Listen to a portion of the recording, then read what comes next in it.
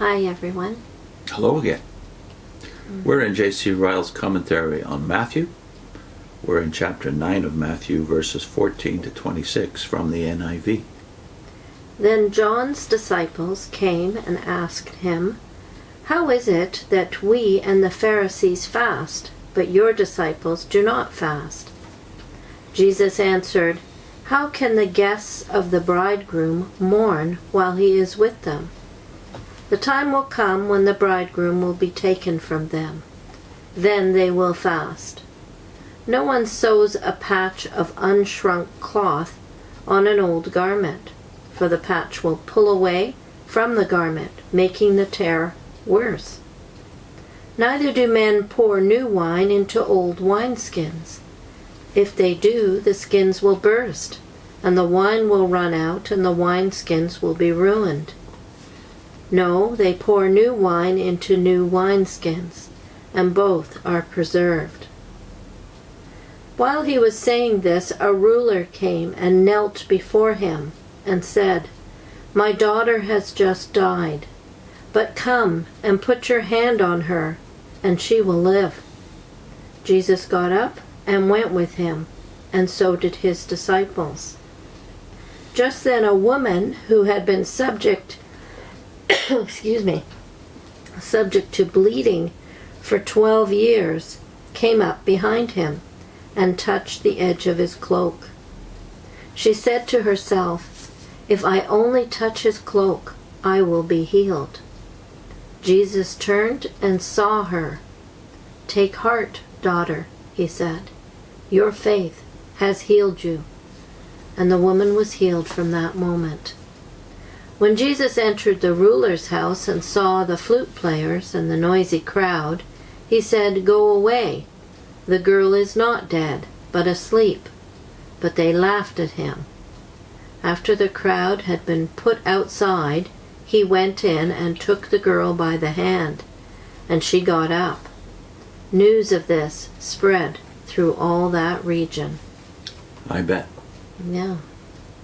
I guess what strikes me now wouldn't have impacted upon me very much, if at all, when I was a witness, is the tension that you see in the very first verse. There came to him disciples of John saying, "Why do we and the Pharisees fast often, but your disciples don't?" Well, what do we make of that? Well, all of them we kind of know, if we're witnesses, are part of the same religion. They're all Jews, but there's obviously this disparity or diversity. Yeah. That wouldn't, if we thought about it, have made us very comfortable as witnesses. Why are these different points of view existing within the true religion? And that does remind us of the fact that in that the Judaism of that day is more like Christianity, that is the denominations of Christendom, than it is like the cults. Because here you have two forms of ascetic Judaism, you might say.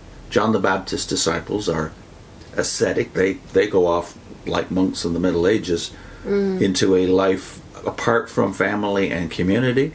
They're off down by the Jordan River, at least for a time, whereas John's there apparently all the time. Yeah. And then there's the Pharisees who fast all the time too.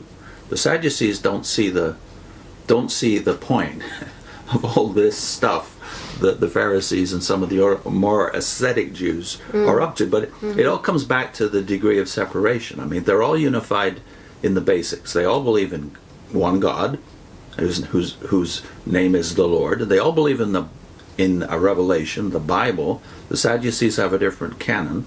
The Pharisees have a wider canon with at least all the prophets in it, and the writings, as we call them. And apparently the Essenes, who we forget all about because they're not very visible. The reason they're not very visible in the New Testament is because they live apart. They live over there by the Dead Sea. Now we know a lot more about them because of the Dead Sea Scrolls. But the Dead Sea Scrolls reveal that the canon of the Essenes was even wider than the Pharisees. It had not only some Apocrypha, but it had what we call pseudepigrapha, like the Book of Enoch and several other books that never were seriously considered for the Old Testament canon at all. So that breadth of Judaism escapes us when we're witnesses. Yeah. I think that's a lesson that even the church had to learn too, especially when they started sending missionaries to different countries. because of the differences in people. And then they might have to do things in a more conforming to the traditions of the people where they're at, in order to reach them, in order to be able to speak to them, and for the people to be comfortable listening to them. Yeah, we forget that Judaism at this point is 1,400 years old, and it's diverse, and part of it is the diaspora, the fact that Jews are now scattered. Most of them are across the world. They don't have access to the temple. They have synagogues wherever they are, but they have different practices depending on the culture and the language in which they live. They even use a different Bible, different language. Most of them speak Greek rather than Hebrew. So all of these differences escape us when we're witnesses, and the Jews are unified in basics, just like the denominations of Christendom are, but they're very diverse in their cultural application of Christianity. Ryle remarks upon this section, "Let us mark in this passage the gracious name by which the Lord Jesus speaks of himself. He calls himself the bridegroom. What the bridegroom is to the bride, the Lord Jesus is to the souls of all who believe in him. He loves them with a deep and everlasting love. He takes them into union with himself. They are one with Christ and Christ in them. He pays all their debts to God. He supplies all their daily need. He sympathizes with them in all their troubles. He bears with all their infirmities and does not reject them for a few weaknesses. He regards them as part of himself. Those that persecute and injure them are persecuting him. The glory that he has received from the Father, they will one day share with him. And where he is, there they shall be. Such are the privileges of all true Christians. They are the Lamb's wife. Such is the portion to which faith admits us. By it God joins our poor sinful souls to one precious husband. And those whom God thus joins together shall never be put asunder. Blessed indeed are they that believe." Let us mark in the next place what a wise principle the Lord Jesus lays down for the treatment of young disciples. There were some who found fault with our Lord's followers because they did not fast as John the Baptist's disciples did. Our Lord defends his disciples with an argument full of deep wisdom. He shows that there would be a want of fitness for their fasting, so long as he, their bridegroom, was with them. But he does not stop there. He goes on to show, by two parables, that young beginners in the school of Christianity must be dealt with gently. They must be taught as they are able to bear. They must not be expected to receive everything at once. To neglect this rule would be as unwise as to put new wine into old bottles, and to put a piece of new cloth to an old garment.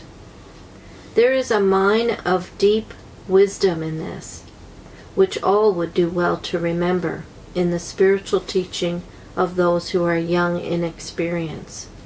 We must be careful not to attach an excessive importance to the lesser things of religion. We must not be in a hurry to require a minute conformity to one rigid rule in things indifferent, until the first principles of repentance and faith have been thoroughly learned. To guide us in this matter, we have great need to pray for grace and Christian common sense. Tact in dealing with young disciples is a rare gift, but a very useful one.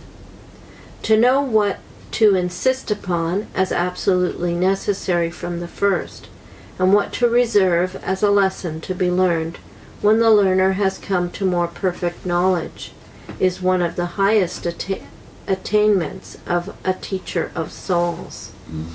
So sort of like when you're raising kids, you pick your arguments, you pick your points of what to discipline.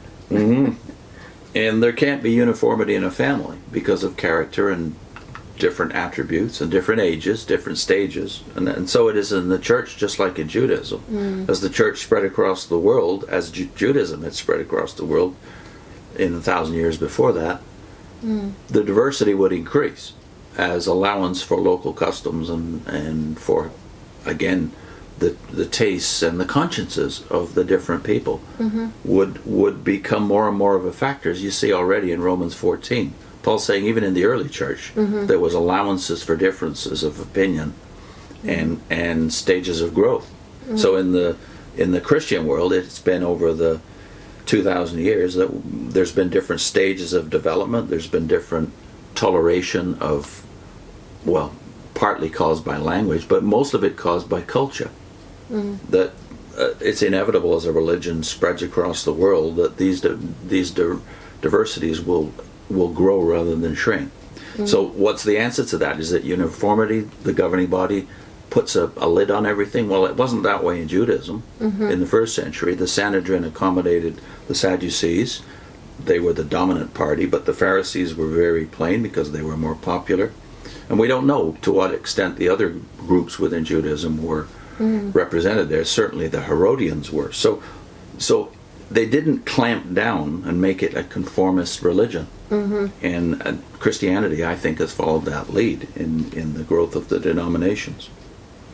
Ryle goes on, let us mark in the next place what encouragement our Lord gives to the humblest faith. We read in this passage that a woman sorely afflicted with disease came behind our Lord in the crowd and touched the hem of his garment in the hope that by so doing she should be healed. She said not a word to obtain help. She made no public confession of faith, but she had confidence that if she could only touch his garment, she would be made well. And so it was. There lay hid in that act of hers a seed of precious faith, which obtained our Lord's commendation. She was made whole at once and returned home in peace. To use the words of a good old writer, she came trembling and went back triumphing.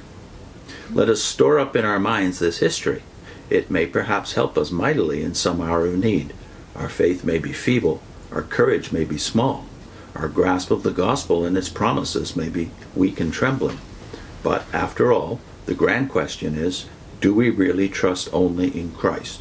Do we look to Jesus and only to Jesus for pardon and peace? If this be so, it is well. If we may not touch his garment, we can touch his heart. Such faith saves the soul. Weak faith is less comfortable than strong faith. Weak faith will carry us to heaven with far less joy than full assurance. But weak faith gives an interest in Christ as surely as strong faith. He that only touches the hem of Christ's garment shall never perish. That kind of reminds me of when in our early days in Christianity, and that oftentimes people expected the same kind of conversion story among Christians. And I remember our pastor talking about that some people come in very quietly and some people come in through something more dramatic happening in their life. But so this woman was the more quiet type. She didn't even make any profession of faith, and yet she did trust Christ, and she was accepted that way. So we might kind of expect our stories to match up some dramatic thing happening, but it doesn't always work that way. Some people, Victor Shepherd used to say, are kind of wooed into faith, more like either a friendship that develops and suddenly you realize you're friends, or you love each other. It's very gradual. Whereas with others, like Saul of Tarsus, it's a sudden event. Thunderclap. Right. Or I think it's me reading. It's you reading. Okay.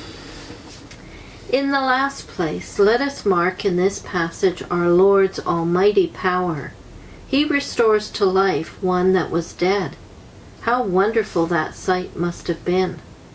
Who that has ever seen the dead can forget the stillness, the silence, the coldness when the breath has left the body?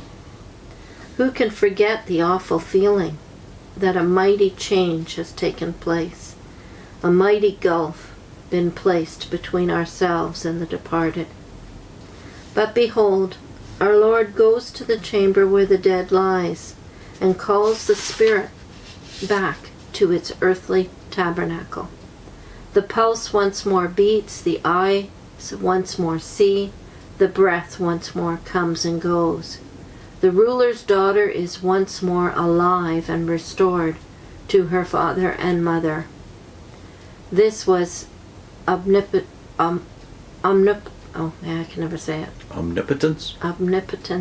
indeed. None could have done this but he who first created man and has all power in heaven and earth.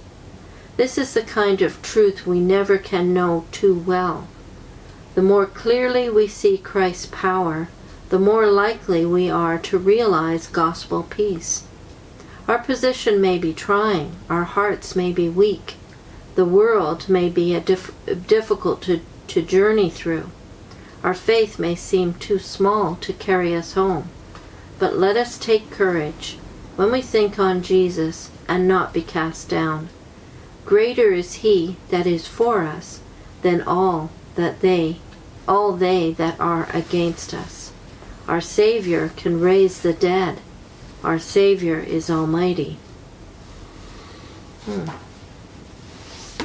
We want to link to a couple of videos, one from Ray Fran's Crisis of Conscience, where he and Rene Vasquez meditate upon the difference between the governing body of Jehovah's Witnesses and the Sanhedrin, and we add our meditations to that. The Sanhedrin, as we've said, accommodated diversity. It can't be that way in a cult. So that link we'll put up, but also one on commentary Ray Franz did on Stephen Hassan's work, where Stephen Hassan, combating cult mind control, had made the point that cults cannot tolerate diversity. They have to turn a deaf ear to critics, because they have to make all the believers, all the disciples conform to one standard. We'll put that link to two Ray Franz videos on your screen.